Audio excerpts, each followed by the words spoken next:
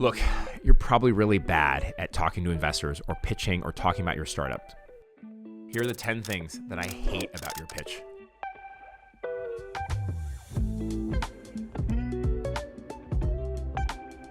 You're not answering the question. Look, when I ask you a question about how did your team meet, I'm not trying to figure out whether logistically that you met in this coffee shop at this time and you've been friends for this amount of time. I'm not interested in that. What I'm trying to ask you is, why are you working together? I know that my question is actually, how did you meet? But I'm trying to figure out, why are you the perfect team to work on this company? This happens all the time with so many founders. We ask a question, but you answer it at the subject matter level. What I want you to do is provide it at the insight level. What I'm really interested in is trying to answer the question behind the question. That's why you're not answering the question. You're talking too much. Stop talking so much. The biggest problem is that for a lot of investors out there, I'm not trying to hear the whole story. I'm just trying to have you answer his question because I have 15 more in the back pocket. Most important thing is just answer it very simply and very succinctly and allow me to ask you a follow-up question. You're overhyping your numbers. We can tell. Here's how we know. That thing that's moving up and to the right is absolute numbers. That thing that's actually seems to be doing really well has a very small time frame. That other thing that you're showing somehow isn't as recent as you think it is. What do you do in that case? It's okay to have small numbers if you have really good engagement, for example. It's okay to start with a small market because you know that's the beachhead for your market. Don't try to overhype yourself. Every single time you do that, we see right through it. And then we turn off.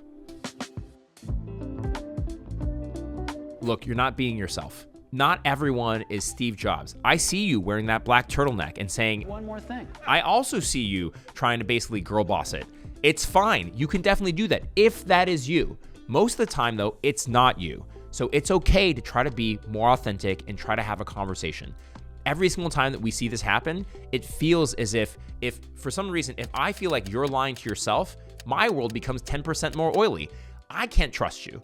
So the most important thing for you to do is try to figure out what is the authentic way to convey your voice and your company. Your demo is such a drag. Every single time you're gonna show us the pitch, why are you fumbling with the demo? At the very least, make sure your demo works. Instead of doing a demo, you know what's better? Just do a video. Just show me a video of how it works. In fact, don't even show me a video. Show me the highlight of the video. The one area where I'm gonna say, wow, this is great about the product. And then you're gonna make me lean in and have a conversation with you. You're pretending that it's bigger than it actually is. We've all been there. We tend to think that the market is very huge. Not a great idea.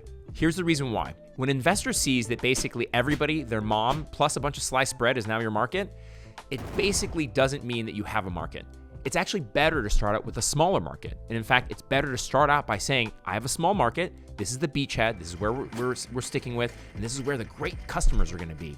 That's what we're more interested in. You can tell us the secrets that happen in that area, because when you tell us that you can boil the whole ocean, we're not gonna believe you. I have no idea what you're doing. Literally, you're jumping in and you're telling me something that I have no context for. I have no signposts. I don't even know what your technology is. I have no idea what market you're trying to serve. You need to explain it to me like I'm 5 years old. Start out with very constructive building blocks and start with that foundation and then move up.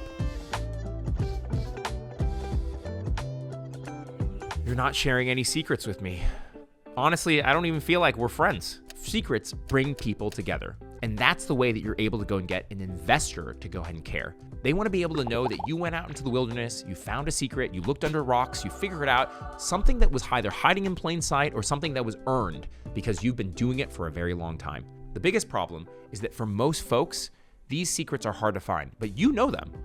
You're just not telling me them. You're not leaning into your strengths. You're talking about things that I don't frankly care about. And the reason why is because you're not telling me, you're not leading with your best foot first. Most of the time, a lot of folks think that it's basically a bunch of checkboxes. That's effectively like a sales report. That if you just talk about the team, the product, the market, talk about some traction, you're gonna get funded. That's not actually what I wanna hear. I wanna hear a sizzle reel. I want to hear about why you're the best team. I want to hear about why this is the best market. I want to hear why this is the best product, and now is the time to go ahead and focus on this. Look, I don't mean to be mean, but you have to suck less. I actually care about you. That's the reason why I'm telling you about these things that no other investor is going to say. They're going to never say it in a rejection. They're never going to say it directly to your face. These are the things that they're thinking while they're listening to your pitch.